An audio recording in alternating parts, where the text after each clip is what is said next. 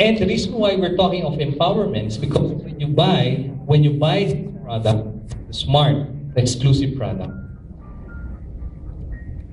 you get commission and rewards from consumption. That's the reason why these two is linked together. These two are together. They're related in my presentation this afternoon. So, again, we want to thank Smart Communication for helping us address some of the major issues in the customer experience. Thank you very much, Smart Communication. Actually, the other company is already jealous. But I told them, no, we can't because we want to be ethical in this business. So, let me just emphasize the empowerment through technology advocacy of the company. Ever since, when we create things, when we develop empowerment programs, features, we always think of empowerment. We always think of how can we make your lives better. Before you became a member, subscriber of VMOBILE, yun ang aming ultimate mission. Change the way you use the product, change your life. In the process, helping a lot of people. And I think it's not just about the money. I know some of the Millionaires Club members are enjoying the rewards, di ba?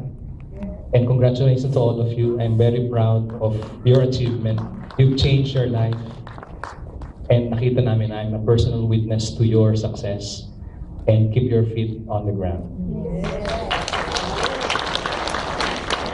But more than the money, I think they're more interested to help other people. Help other people change their lives. And because of that, and when we examine the VMOBILE empowerment model, ito yung nakita namin. When you look at VMOBILE, dalawang entity niyan, the company and you, our subscribers. There are two products that we're selling. The subscription, number one.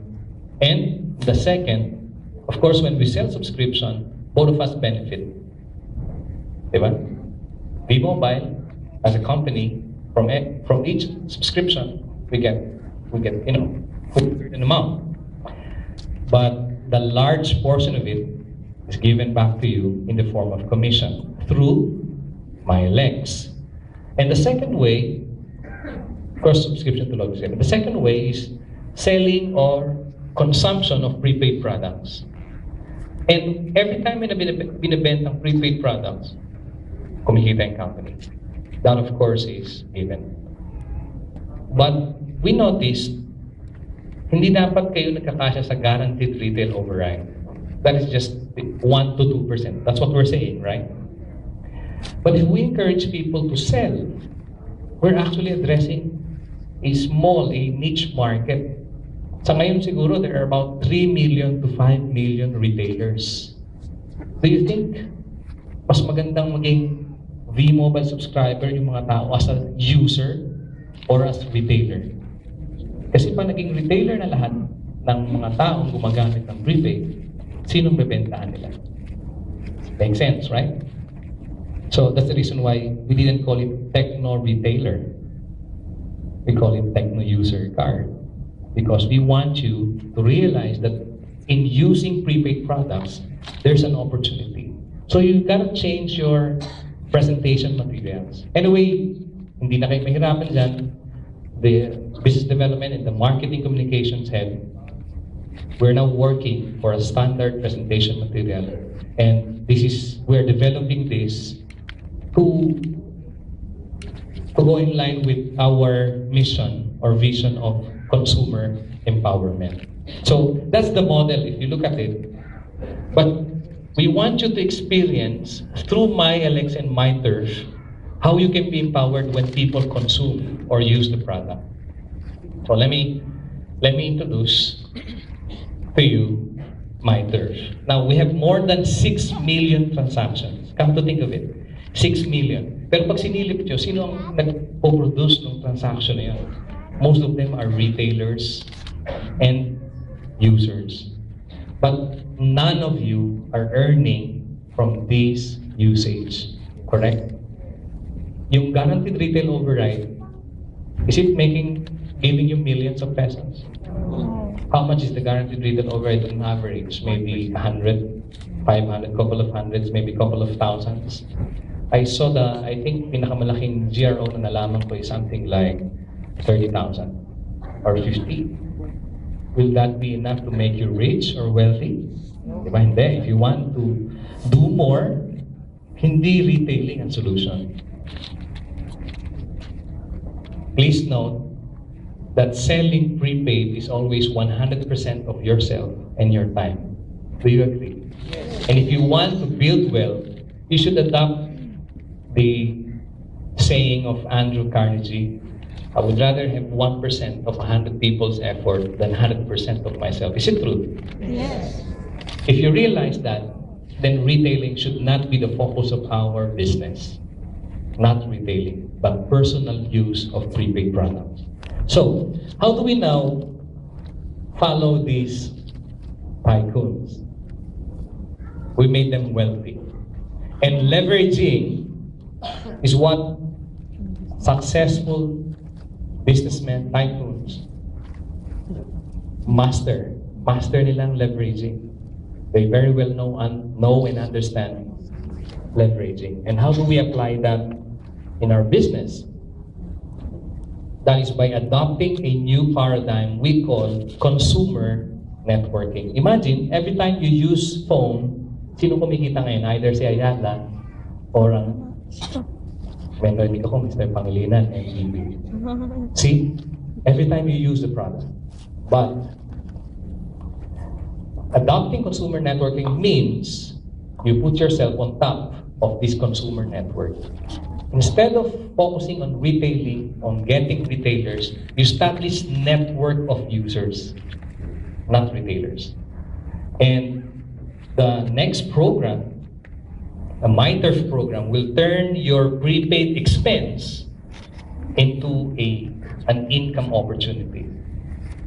Please note, we're not saying yung prepaid retailing, prepaid expense nyo ang magiging daan to change your life. And again, I'm proud to introduce to you MyTurf 2.0, which means Techno User Reward feature. Okay, let me cover a bit about MyTurf 2.0. This is the latest opportunity. In fact, we have launched it a couple of months ago, but for whatever reason, a lot of you don't understand how the MyTurf or hindi nyo in-embrace kagad because to most of you, it's complicated. Ang hirap explain. We failed to actually come up with a material that will explain it easily. And the time na nag-fail siya gave us the opportunity to correct a lot of things and present it in a better way. And MyTurf features products that give you earnings from consumption, not from selling, from consumption. And it's the lowest barrier to entry cost. For only 250 or 300 pesos, you can actually change your life. That's what we want. If you want the 3,988, if you're looking at the market na kaya yung 3,988, that's all right. They can join the MyLX program. But I know you have experienced this many times, that after presenting the business opportunity, some people in the audience, na nakita nyo, they walk out the room with sad face or with sad faces because they want to join the opportunity, but because they cannot afford 3,988, nalulungkot lang sila. Tama po ba? Yes. And now with MyTurf, meron silang pag-asa. Not only they can join your network and start working and becoming successful, eventually they will rejoin the business as technopreneurs. Of course, under your network. So hindi kayo nawala ng opportunity to capture your prospect. So that's MyTurf. And not only that, MyTurf is a shift to consumer empowerment, not network marketing alone. Merong certain reason kung bakit natin ginagawa ito. Of course, when we talk about loading stream, it has all the prepaid products that you know today, even cards. Eventually, we are introducing new products, including insurance. Imagine for 30 pesos, you are covered for 30,000 within 30 days. So when I ask you, I know some of you are not believer of insurance, but I know some believe in insurance principle. But if I ask you, how much do you love your family? What will be your response? Very much. Very much?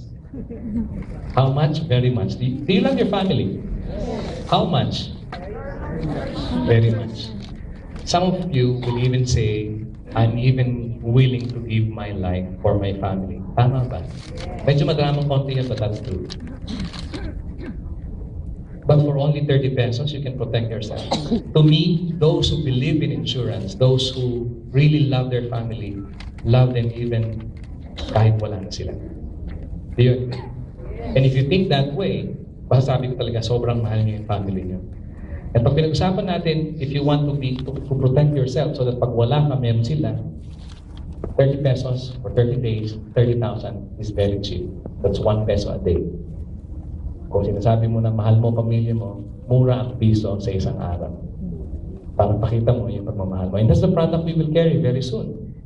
We have a denomination of 30 and 100. And imagine if a lot of people will buy insurance to protect themselves. Every month, they will renew. Kasi 30 days lang yung coverage ng 30,000 for 30 pesos.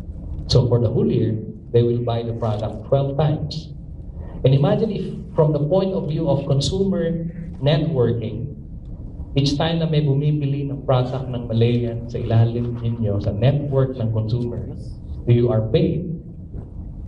And what if I told you that for 30 pesos, if your 3 friends buy insurance and everybody do the same thing, their 3 friends will buy this product, you will earn 300,000 pesos a month. Will it interest you? Yes. That's just one product. Wala pa yung exclusive product ng Smart. So we're also thinking of bills payment as a value-added service, not as an opportunity that we're offering. Kasi ibang company, they're saying, bills payment, dito nyo gawin sa amin, pwede kayo mag-bayad center. We've long analyzed bills payment as an opportunity addition. No? Pero tingin namin, hindi magandang impact. Why? Imagine for 3,000 pesos na bills ang ibabayad lang sa'yo, 8 pesos or 5 pesos. Will you be happy with that? You would rather use the 3,000 pesos selling prepaid load. At least 10% of that, which is 300, yun kikitain mo. Bills payment services are for companies na pumuposisyon sa ganong klase ng negosyo, not for an individual. So, hindi namin yan kagad nilagay dito sa amin. But now, we are forced to give this to you as a value-added service para hindi na kilalabas, and you can use your VMOBILE or loading stream wallet to pay for your bills.